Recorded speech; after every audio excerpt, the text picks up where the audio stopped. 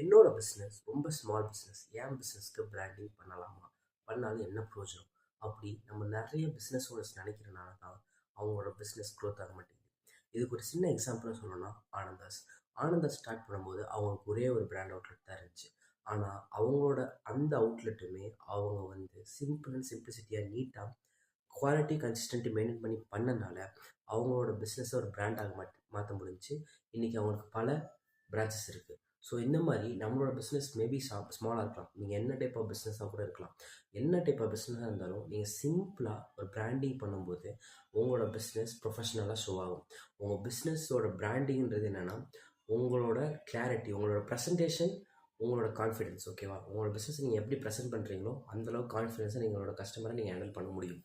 இப்படி நிறைய பிஸ்னஸ் அவங்களோட கஸ்டமர்ஸை ஹேண்டில் பண்ணுற விதத்தை இதை வந்து ரொம்ப அஃபெக்ட் பண்ணுறது வந்து பிராண்டிங். ஸோ உங்களோட பிஸ்னஸோட பிராண்டிங்கை வந்து எப்படி பண்ணலான்றத இனி வரும் அடுத்தடுத்த வீடியோவில் நீங்கள் கனெக்டடாக இருங்க. கண்டிப்பாக உங்களுக்கான ஒரு நல்ல ஒரு வீடியோவாக நீங்கள் வர வீடியோவில் நாங்கள் அப்லோட் பண்ணுவோம்.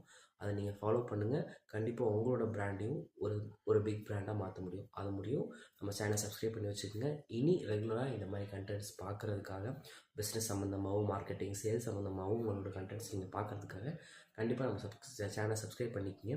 கண்டிப்பாக உங்களுக்கான பெஸ்ட் வீடியோவாக நம்ம கொடுப்போம். தேங்க்யூ.